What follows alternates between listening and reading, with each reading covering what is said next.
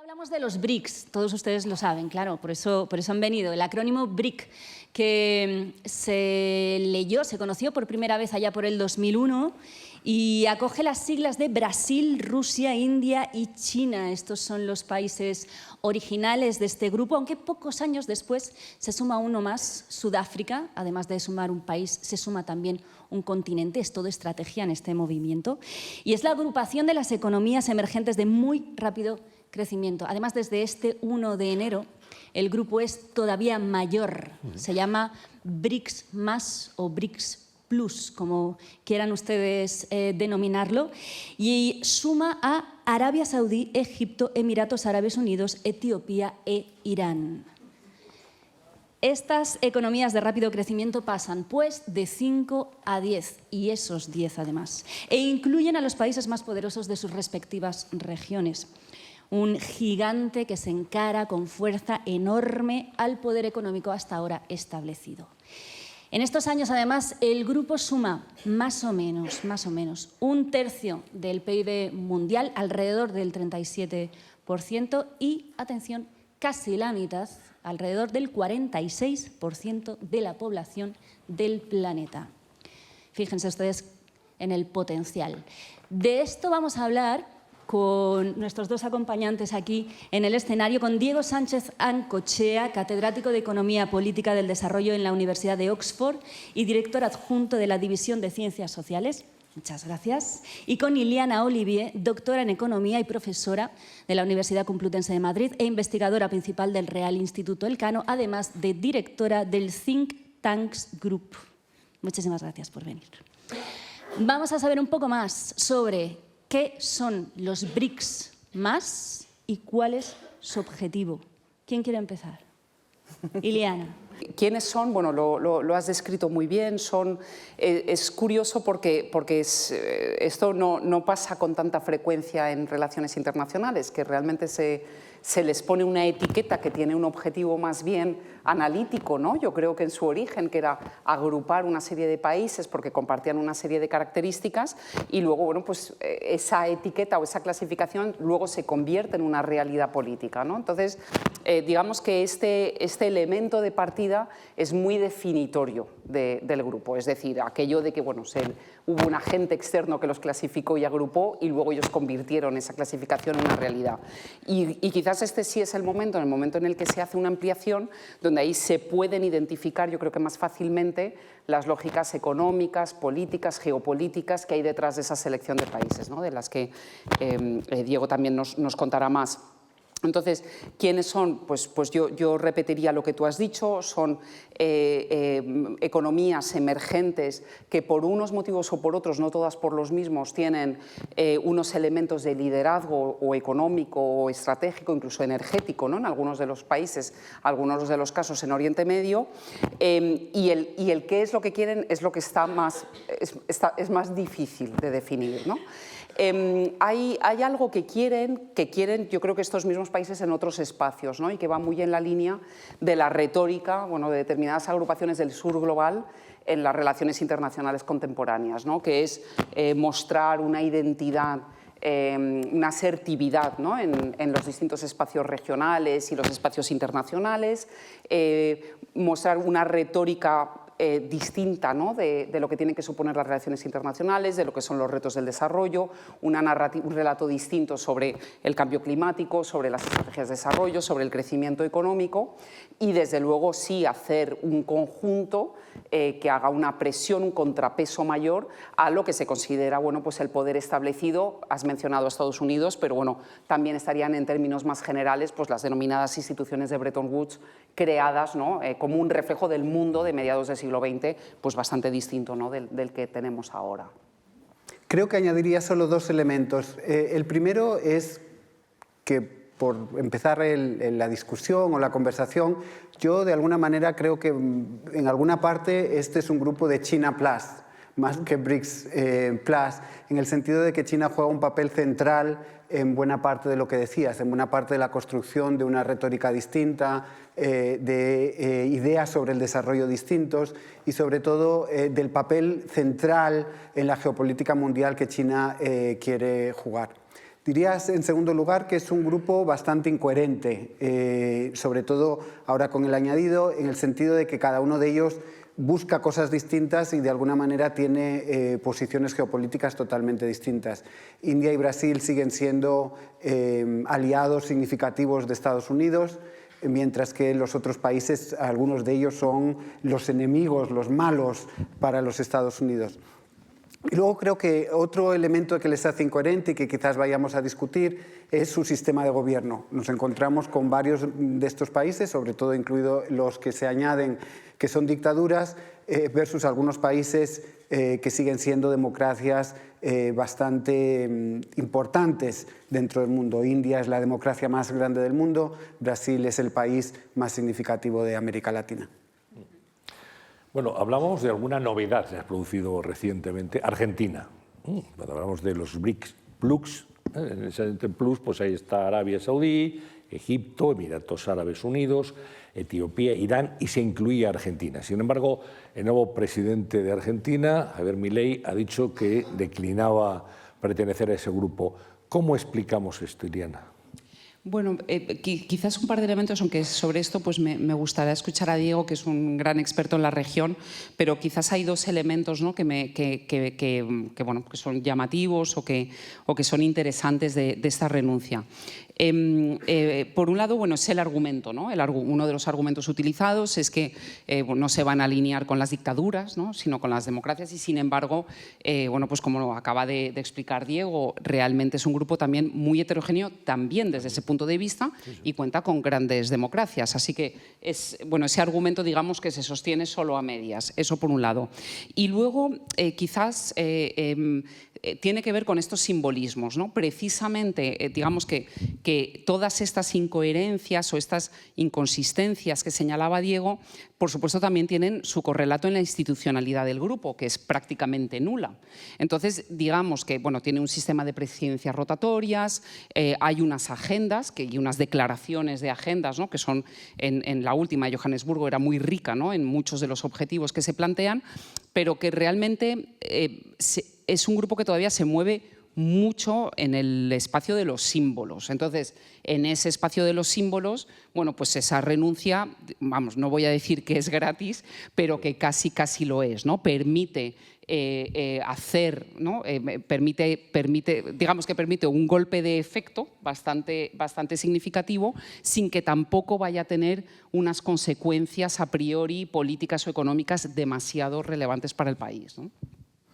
Coincido totalmente. Creo que el elemento fundamental es que para un presidente como Milei, que busca el simbolismo para diferenciarse de lo anterior y que le gusta ver el mundo en claros y oscuros, comunistas versus no,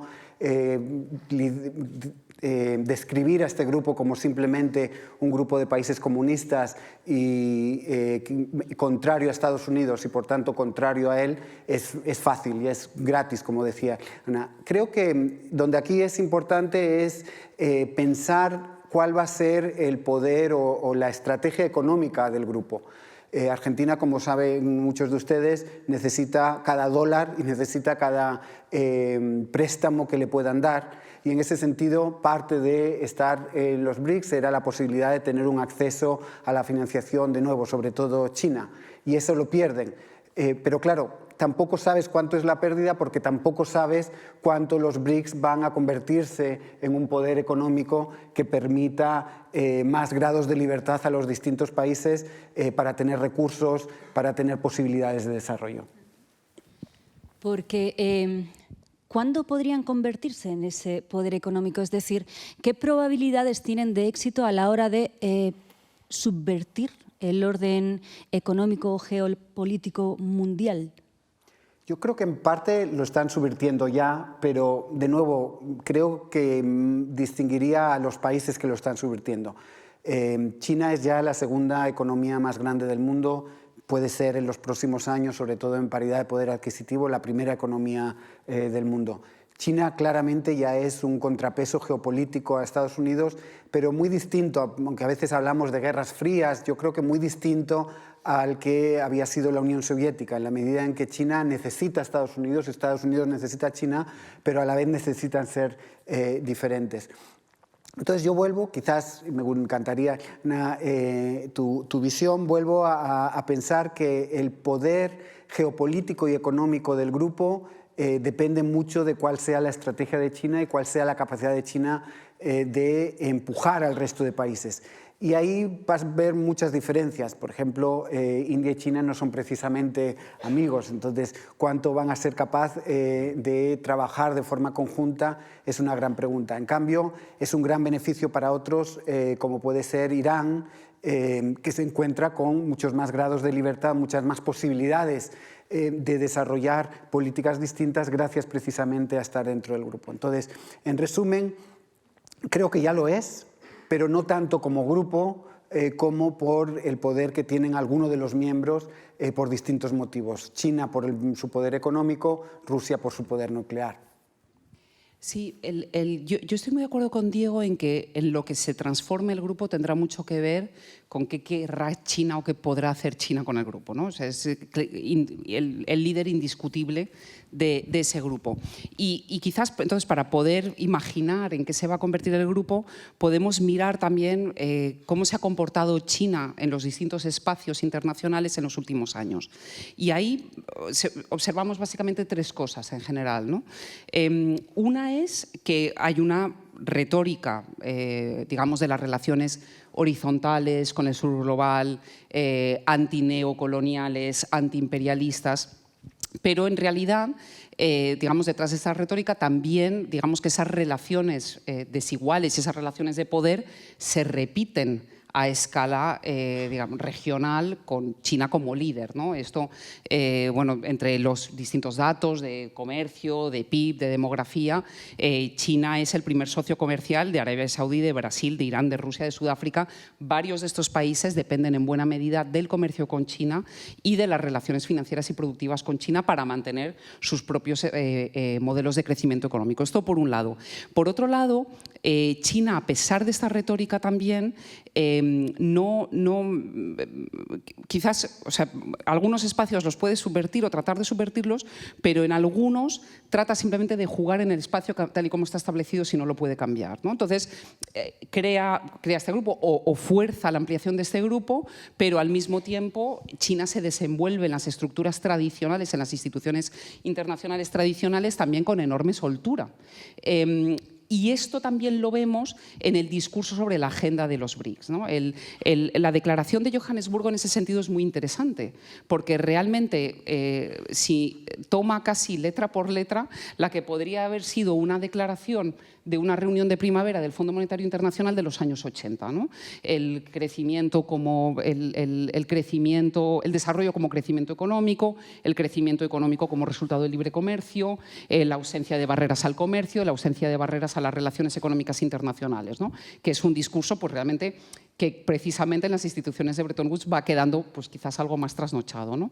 Entonces, todo esto en realidad para decir que muy posiblemente China trate de empujar este grupo hacia una mayor integración comercial, financiera y productiva de la que sería claramente beneficiaria, pero ahí también se va a tener que chocar con estas realidades, ¿no? Que señalaba Diego, también de las incoherencias y de los otros grandes pesos pesados que en este contexto serían básicamente India y Brasil. Nos preguntamos dónde están hoy, ha pasado el tiempo, desde el año 2001, los BRICS originales. O sea, si pasamos revista a Brasil, a Rusia, a India, a China y a Sudáfrica, ¿cómo se ha producido esa evolución? ¿Hay elementos comunes, Diego, que podemos subrayar en este movimiento? Yo creo que pocos, que hay bastantes entre China e India. Son al final dos superpaíses con una enorme población. El hecho de que el grupo tenga casi la mitad de la población mundial es sobre todo por India y China. Son dos países que siguen viviendo una transformación productiva enorme. Son dos países que, a pesar de ser muy distintos en cuanto a PIB per cápita, han crecido mucho, se han transformado de forma significativa. Mucho menos en los otros. El crecimiento en Rusia, en Sudáfrica y en Brasil es muy inferior.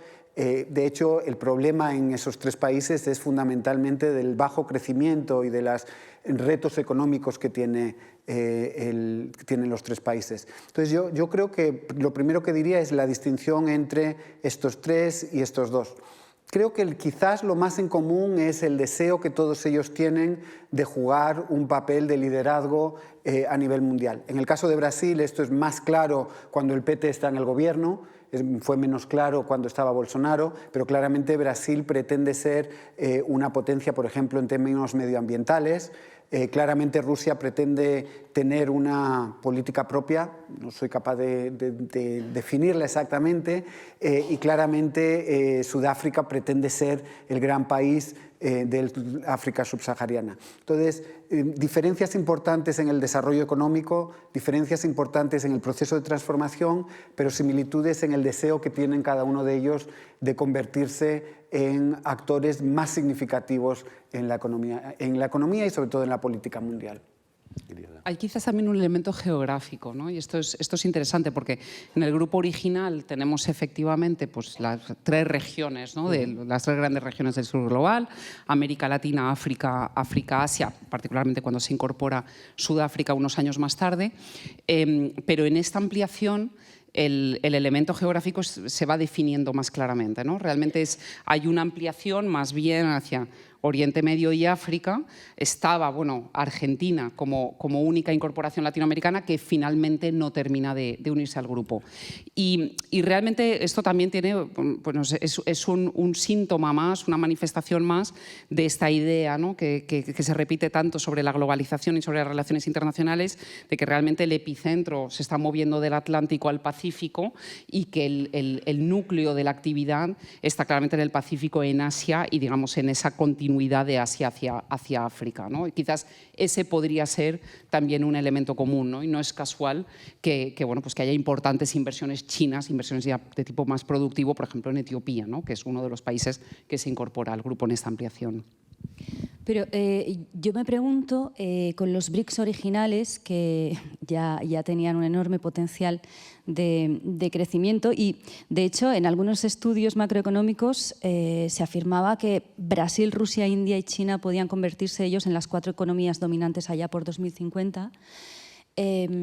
Aún así, con este potencial enorme, ¿por qué deciden ampliarse? ¿Por qué deciden ampliarse tanto? Desde el 1 de enero ya son 10 países. ¿Es viable la unión de 10 países? ¿No se puede convertir más en un lastre, en una dificultad? Bueno, ahí creo que tiene que ver lo que decía Ileana, de que el grupo es fundamentalmente todavía un grupo simbólico, un grupo que lo que le interesa o lo que ha sido capaz es de construir imaginaciones más que construir realidades. Es decir, construir la idea de que hay poderes alternativos a los Estados Unidos, la idea de que es posible tener nuevas y distintas formas de pensar el desarrollo, de que se pueden hacer contrapoderes a los Estados Unidos. Pero en efectos prácticos el grupo había hecho muy poco y por tanto en efectos prácticos si sigue haciendo muy poco, poco pasará.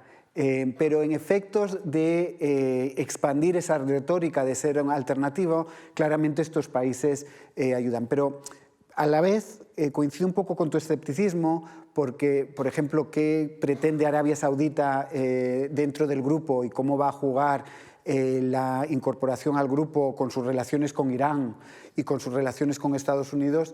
Te hace preguntar si ni siquiera en términos de las imaginaciones el grupo va a ser suficientemente coherente. Las agrupaciones tienden a ser enormemente porosas, ¿no?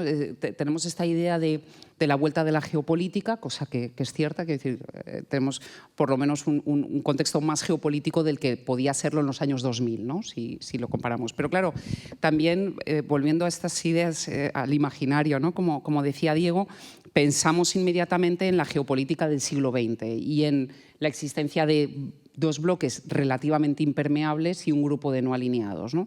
Pero claro, ahora esta nueva geopolítica nos la encontramos después de 40 años de globalización. Bueno, incluso las propias relaciones entre los dos grandes competidores, entre Estados Unidos y China, tienen unas relaciones económicas intensísimas, ¿no? O sea, que esta idea del desacoplamiento de los dos polos, ¿no?, completamente aislados, ni siquiera se corresponde con la realidad. Y en este sentido, yo creo que todos estos países también juegan con una visión enormemente pragmática de su política exterior, y del mismo modo pueden tener una relación privilegiada con Estados Unidos, pueden tener una relación conflictiva con uno de los países vecinos y compañero de grupo, y pueden tener a la vez conformarse en un único grupo con el resto de los socios, ¿no? Y todo ello es compatible, ¿no? Igual que China también, bueno, pues está en instituciones tradicionales y en instituciones nuevas quizás más rupturistas. Otro elemento también, pensando en el lastre, también hay que pensar que el modelo de crecimiento económico chino, quizás ahora un poco menos que hace unas décadas, pero lo ha sido siempre y en mayor medida que el de Brasil o el de India, es un modelo enormemente abierto al exterior. Es decir, China ha podido crecer como lo ha hecho a base de una estrategia de producción a gran escala muy orientada hacia el consumo exterior, ¿no? Y también de una estrategia de financiación masiva de actividades en el exterior, en América Latina, en África, entre otras cosas, para abastecerse de las materias primas de las que carece y que necesita precisamente para esa base industrial.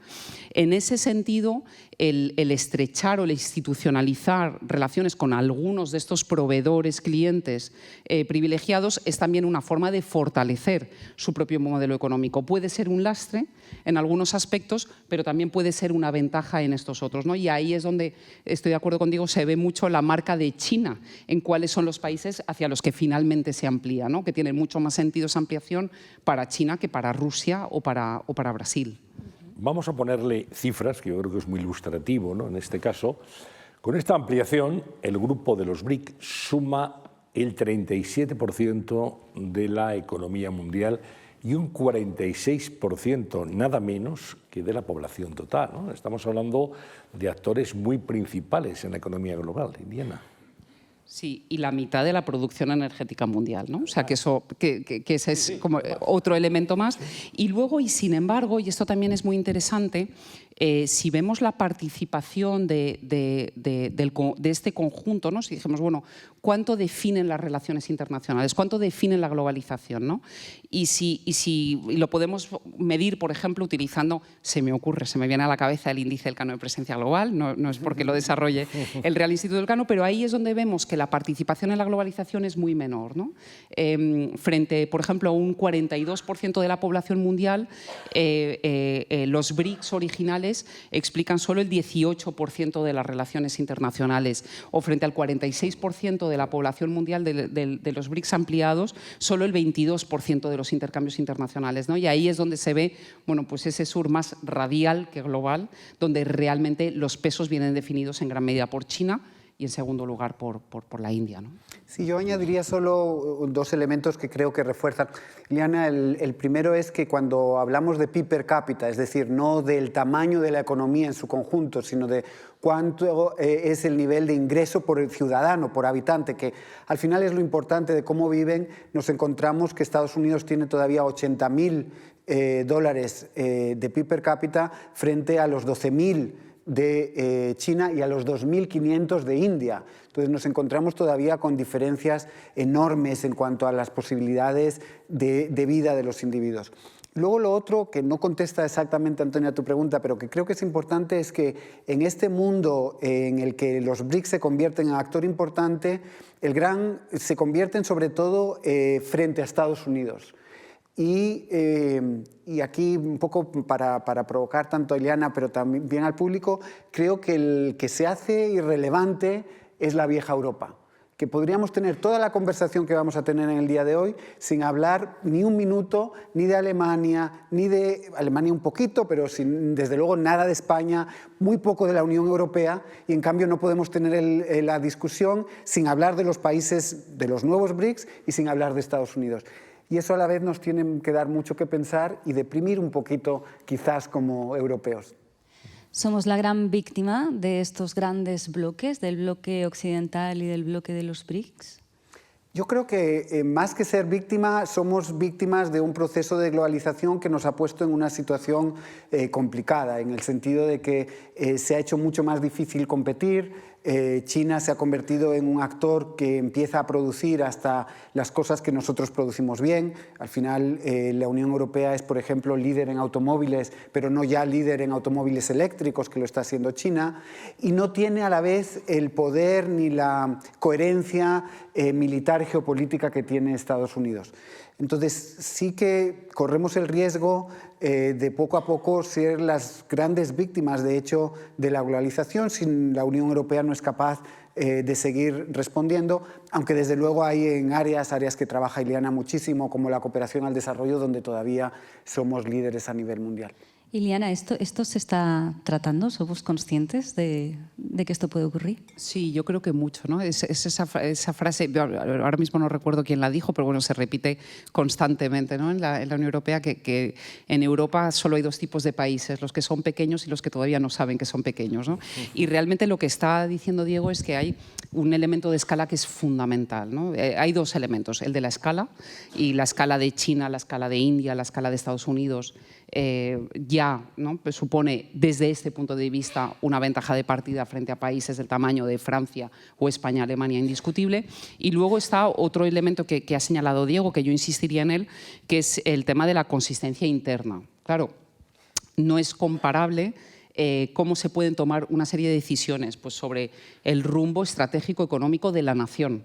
Si se apuesta por una política industrial o no, si se apuesta por una política tecnológica o no, en un contexto de toma de decisiones como se toman las decisiones en un país como China o como se toman las decisiones en una democracia como Estados Unidos, a lo que supone esto para una Europa también bastante diversa a la interna, distinta, con economías enormemente distintas, donde tenemos una Alemania, pero también tenemos una Italia, un Malta, y donde realmente bueno, pues hay unas grandes líneas de agenda económica que van cambiando también, ahora estamos viviendo un nuevo cambio en ese sentido, pero donde realmente es difícil que se tomen unas decisiones que afecten al conjunto de los agentes económicos en un plazo relativamente corto, ¿no? Y detrás de esto está en gran parte la explicación de la pérdida de la carrera tecnológica, que es básicamente la carrera que Europa ha perdido frente a China y Estados Unidos en el momento en el que estamos ahora mismo, ¿no? Sí, vamos a preguntarnos dónde está España, cuál es el papel de España en relación con estos países, ¿no? Si tuviéramos que hacer un mapa, dónde nos situamos, cómo va evolucionando esa relación, las relaciones económicas, ¿cómo lo valoraríais, Ileana? Pues está poco, ¿no? Siguiendo lo que señalaba Diego.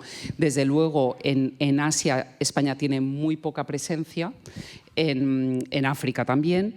Tiene una relación algo más intensa con algunos países de América Latina, pero también hemos estado viendo, ¿no? Que realmente, bueno, pues, en un principio estaban Brasil y Argentina y ninguno más, y ahora solamente Brasil, pero incluso ahí, y este también es un discurso que tenemos que revisar y que repensar, ¿no? En España tenemos esta idea de la relación privilegiada con América Latina, esta idea de que somos el puente entre Europa y América Latina, incluso hace un par de décadas se pensaba que España podía ser un puente de China hacia América Latina, ¿no? Como si China hubiera necesitado a España para conectar, ¿no? Con América Latina, pero realmente, bueno, pues según qué datos miremos, esto no es exactamente así.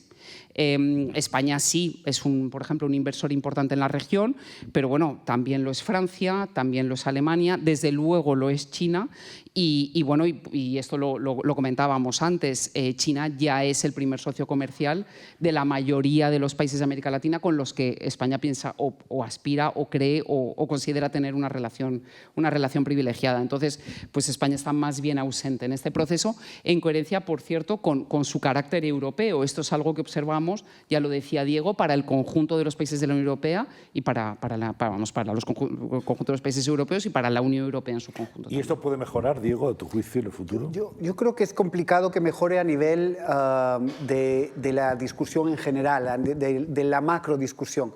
Creo que donde es importante es ver si España se convierte o decide convertirse en líder en áreas concretas y si eso le permite construir puentes con alguno de estos países en áreas concretas. Sin duda, varias de las administraciones, no todas, de los últimos años en España han tratado, por ejemplo, de avanzar mucho en la agenda medioambiental.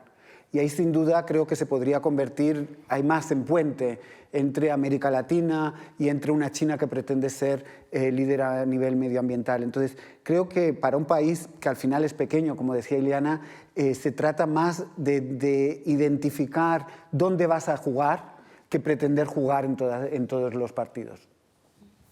Además, decía Ileana que los BRICS más concentraban como cerca de la mitad, ¿no?, del combustible que existe en el planeta, del combustible, entiendo, petróleo, también gas, ¿no? Tienen esa enorme potencia energética. Sabiendo esto y cogiendo el hilo de las políticas medioambientales, ¿eso puede empujarnos a seguir avanzando en esa transición ecológica, en seguir investigando con fuentes de energía más limpias, pero al mismo tiempo también que nos hagan menos dependientes? Eso que ya se ha visto tanto con el enfrentamiento con Rusia. Sí, sí, absolutamente. Y además, y enlazando esto mismo con la pregunta anterior, igual que ha habido una serie de decisiones, ¿no?, que llevaron al conjunto de los países europeos, por ejemplo, a no redoblar su apuesta tecnológica cuando claramente Estados Unidos y China sí lo estaban haciendo, bueno, y la India, por supuesto, esas decisiones se pueden revertir también, ¿no? Y ahí yo estoy muy de acuerdo con Diego. Hay unos elementos de partida que están ahí, que es quiénes somos políticamente, quiénes somos económicamente, quiénes somos demográficamente, ¿no? Somos muy viejos relacionados, comparados con los otros continentes, pero desde luego hay ahora mismo, yo creo que esta apuesta medioambiental que va de la mano necesariamente de una apuesta tecnológica que señalaba Diego, se da en España. Hay una toma de conciencia, yo creo que también a nivel europeo, que también es la que puede liderar un desarrollo tecnológico de esta última generación, y que desde luego tiene varios dividendos, ¿no? Uno de ellos es, por supuesto, su faceta de lucha y de adaptación al cambio climático, y luego tiene otro que es geopolítico, que es importante también, que es la reducción de las dependencias de varios países, algunos de ellos incluidos en el grupo de BRICS ampliados. Y por supuesto, otro caso también muy paradigmático que hemos visto ha sido el problema de la dependencia energética alemana respecto de Rusia y lo que esto supuso en el momento en el que se inició el conflicto en Ucrania, ¿no? Sí, yo aquí creo que pensando no tanto en el elemento español que contestaba también, sino pensando en el propio grupo, diría que dos cosas. Una, que es interesante que China, en ese jugar en dos partidos, como Liana, en todas sus áreas, también está jugando aquí dos partidos, ¿no?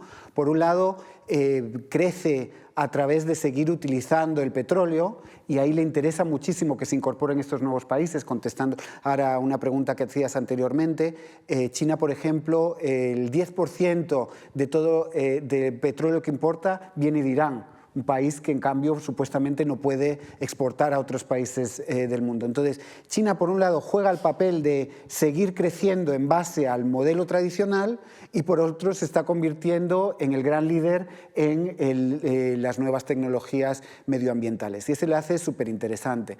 Creo que el otro país en términos medioambientales que va a ser interesante dentro de los BRICS es Brasil, donde ahí sí quien gobierne Brasil va a ser enormemente importante. A veces decimos que las democracias no importan, que los resultados electorales no importan.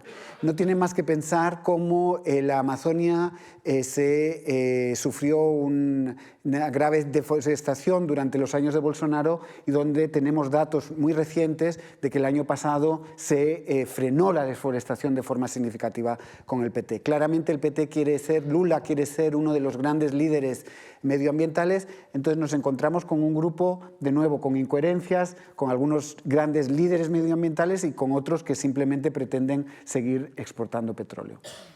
Estamos hablando, en suma, por lo que estáis contando aquí esta tarde, de un espacio relativamente nuevo en cuanto a su concepción de relaciones internacionales, que es alternativo para los países del sur, ¿no?, global. Estamos hablando de una realidad diferente, emergente, distinta, que condiciona los movimientos geopolíticos y económicos a partir de ahora. Es decir, esto podría tener incluso en algún momento una ampliación a un BRIC plus, plus, plus. Yo creo que, de nuevo, en términos de imaginación, en términos de mensaje, sin duda. Sí, no, pero más que imaginación, realidad. Realidad en cuanto a más miembros, sí. En cuanto a qué significa ser miembro, claro, es donde están las dudas. Es decir, si ahora se cogieran el teléfono y llamaran a México, creo que México probablemente tomaría el teléfono y diría, claro, sí, bueno, pues sí, a ver qué me ofrecéis y qué significa. ¿Que eso cambiara la estrategia de México respecto a Estados Unidos? Absolutamente nada.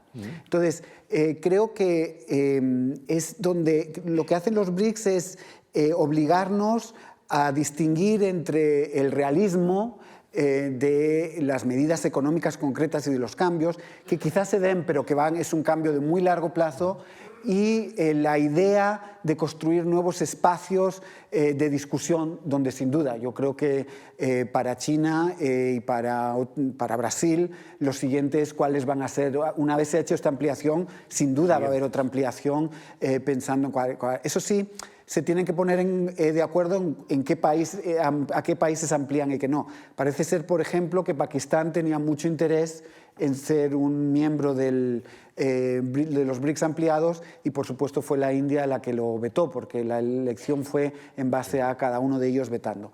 Entonces, en resumen, sin duda creo que va a haber nuevas ampliaciones, pero existen más dudas de qué representan esas ampliaciones en la práctica. Hablamos, Diego, de México, hablas de Pakistán, vetado por India. ¿Qué otros países se te ocurre que pudieran estar en el futuro dentro de esta relación? Dentro de la región que yo conozco más, que es la latinoamericana, sin duda Bolivia cogería el teléfono mañana.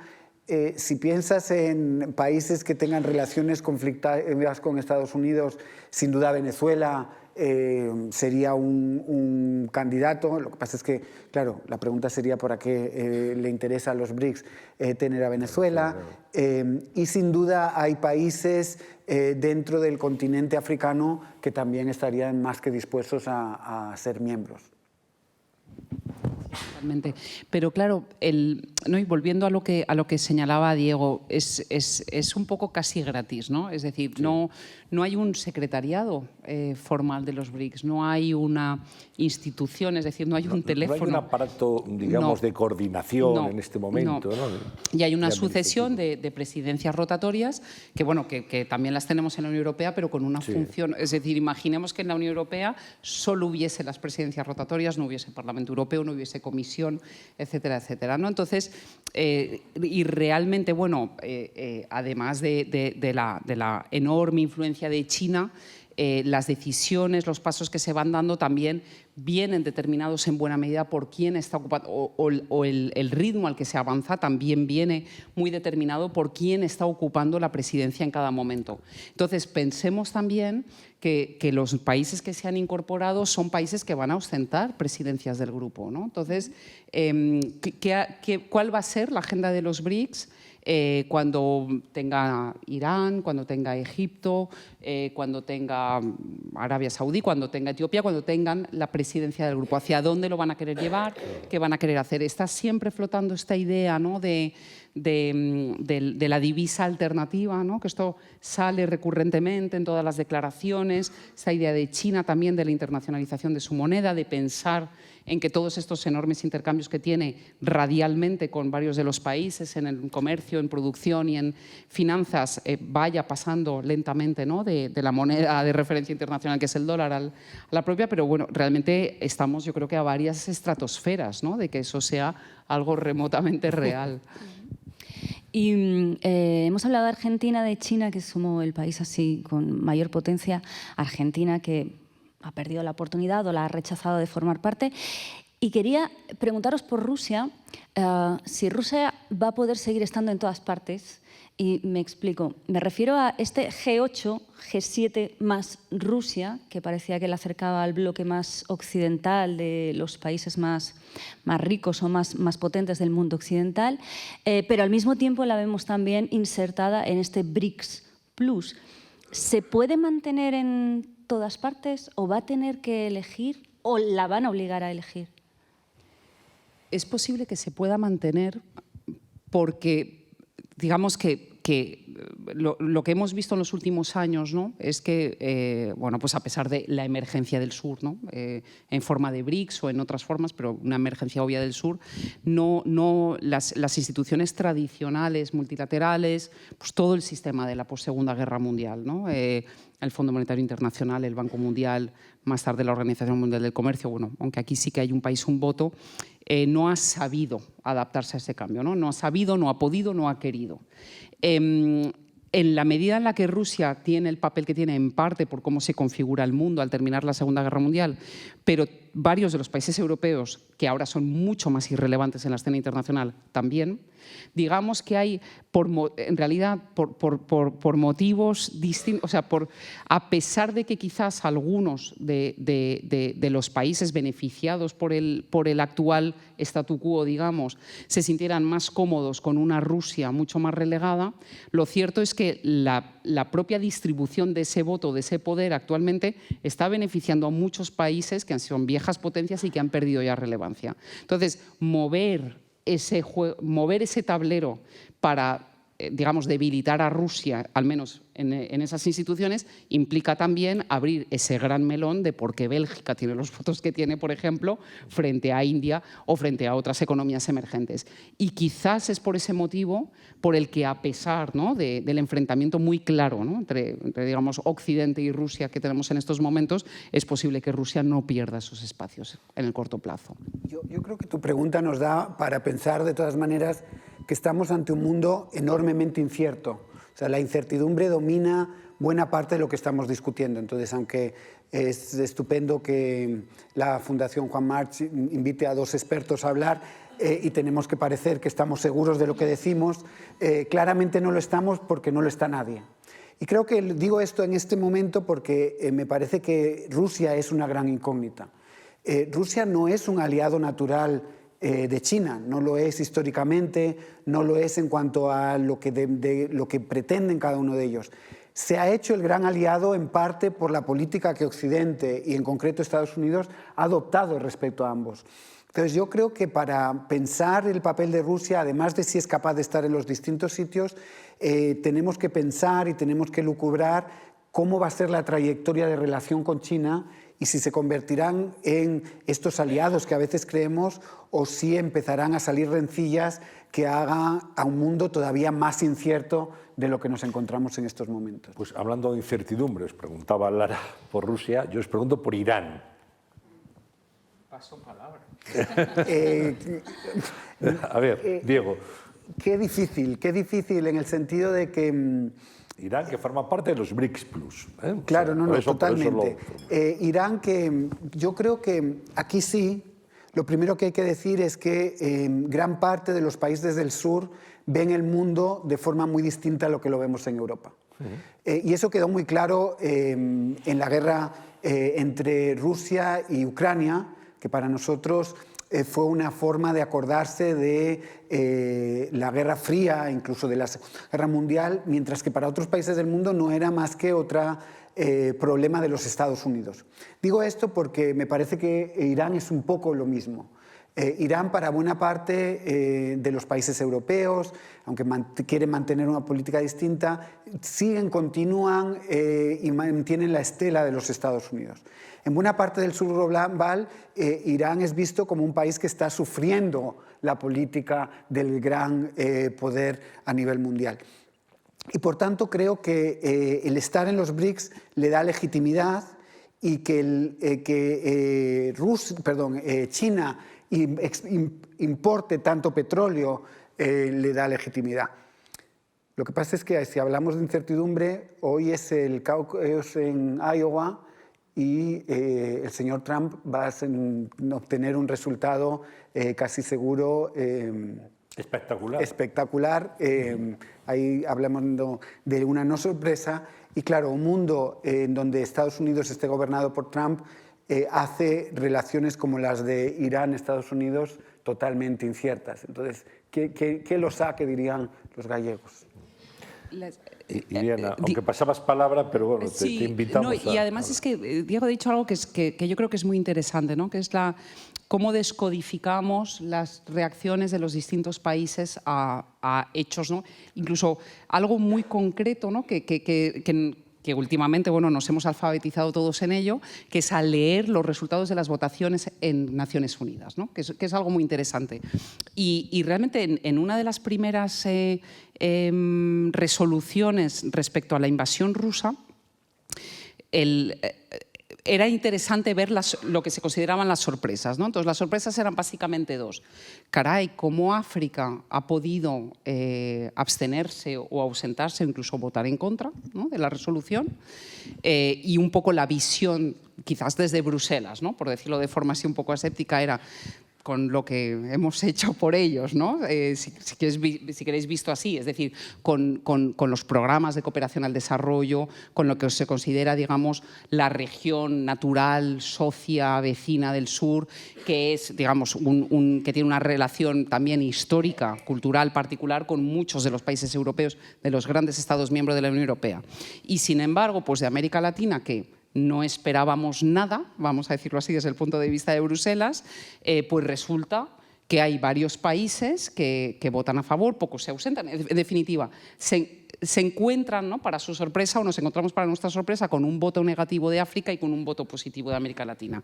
Y entonces ahí cambia la retórica respecto a América Latina en Bruselas, etcétera. Pero claro, si nosotros nos ponemos a descodificar, lo que ha motivado esos votos o esas ausencias no es un posicionamiento a favor de la Unión Europea o de Estados Unidos o en contra de Rusia, ¿no? En algunos casos, pues nosotros tenemos una relación comercial estrecha con Rusia, pues no vamos a votar en contra, no vamos a votar a favor de esa resolución. Además, pues también tenemos una relación estrecha, económica y política con Europa, entonces, pues ¿qué hacemos? Pues nos ausentamos o no votamos, ¿no? Y además, pues como dice Diego, esto es una guerra suya, ¿no? Tampoco les pedimos que se posicionen así en muchos casos cuando hay una guerra en África entre estados africanos, ¿no? Y en cambio, para América Latina, pues tampoco supone necesariamente un alineamiento, digamos, con la visión del conflicto que tenemos desde Europa y desde Estados Unidos. Pues significar que, pues tampoco me va mucho en ello, ¿no? Y tampoco tengo unas relaciones muy estrechas con Rusia.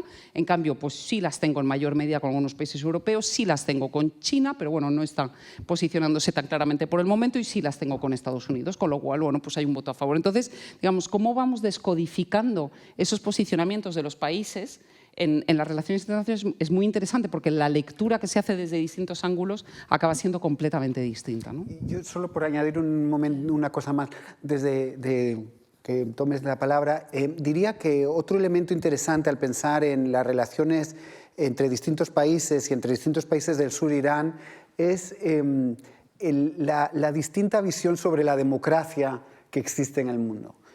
Al fin y al cabo, creo que todavía en Europa, en Estados Unidos, la idea de que la democracia es el régimen que tiene que imperar a nivel mundial y que, por tanto, todas nuestras relaciones con otros países vienen mediados por si son democracias o no, no imperan otras partes del mundo. Creo que Brasil está muy orgullosa de ser una democracia. Brasil, en los últimos años ha quedado claro que cuando Bolsonaro la puso en peligro, el Poder Judicial respondió, etcétera, pero a la vez Brasil no tiene ningún deseo de imponer ese régimen a nivel mundial. Entonces no tiene ningún problema en hacerse fotos con Irán, no tiene ningún problema en hacerse fotos con Rusia, no tiene una visión del deber ser similar. Y creo que eso nos tiene que hacer pensar por qué es así, y nos tiene que hacer pensar sobre el tipo de gobierno que va a imperar en distintas partes del mundo en los próximos años. Son casi y 25, Antonio. ¿Pasamos a las preguntas del público? Sí, preguntas que nos han llegado a la cuestión palpitante a través de Internet y que vamos a formular. Por ejemplo, esta para Diego, la primera de ellas, de Ramiro Guardia. Dice, ¿no parece como si los países europeos estuviéramos de algún modo conformes con el papel de no productores que estamos llevando, quizás por criterios medioambientalistas o por una visión más aplaudida que sería de dirigir nuestro enfoque hacia el sector terciario? Yo creo que no es tanto por el elemento medioambiental, sino porque nos hemos quedado con enormes dificultades para saber en qué producir. Ileana hablaba de la política industrial, no se hizo política industrial de forma consistente y sostenida, y eso ha hecho que, aparte de Alemania, no exista una claridad en cuáles van a ser los sectores en los que vamos a ser competitivos. Yo tenía una colega argentina cuando estaba en Londres, que hablaba de que Europa se estaba convirtiendo en un parque de atracciones para distintos turistas a nivel mundial. Y creo que un poco ese es el gran peligro de lo que ha pasado, que tenemos la historia, tenemos las ciudades preciosas, y es mucho más fácil ver nuestra ventaja comparativa en ello que en cuáles sectores vamos a producir. No sería del todo pesimista, porque sí que creo que hay sectores, incluido parte de los medioambientales, incluido otros donde Alemania crea cadenas de valor a nivel europeo, donde nos podemos seguir convirtiendo en líderes, pero creo que tenemos que despertar mucho más y despertar a través de políticas más coherentes a nivel de la Unión Europea. Pregunta para Ileana, dice, ¿en qué medida la emergencia productiva de estos países supone proporcionalmente una fortaleza política? Absolutamente. Lo que pasa es que ahí yo también, de nuevo, evitaría la generalización de todos los países. Es decir, no es que el sur haya empezado a producir lo que el norte producía, es que China produce hoy todo. Y todo es lo que normalmente, bueno, lo que hace unas décadas pues producían Estados Unidos, en América básicamente Estados Unidos y algunos pocos países europeos. Es decir, se han desplazado los centros de producción. El resto del planeta estamos en terciarización, es decir, estamos girando hacia una producción de servicios, básicamente. Y sí, y desde luego algo que ha quedado clarísimo, ¿no?, en estas últimas décadas es que desde luego quien tiene la producción tecnológica, sobre todo, más que la producción industrial, pero claro, esto suele ser la producción industrial, pues tiene un enorme poder, ¿no?, en la economía mundial. Pregunta para Diego, hemos comentado ya el tema Argentina, pero hay una pregunta de Pilar García Ordoño que dice: Argentina, antes de la llegada de Milei, se había comprometido a incorporarse al grupo de los BRICS, opción que el actual gobierno argentino ha desestimado, lo que ha provocado un cierto enfado de Xi Jinping, dejando en suspenso el swap financiero con Argentina. ¿Qué otras consecuencias puede acarrear para Argentina este giro?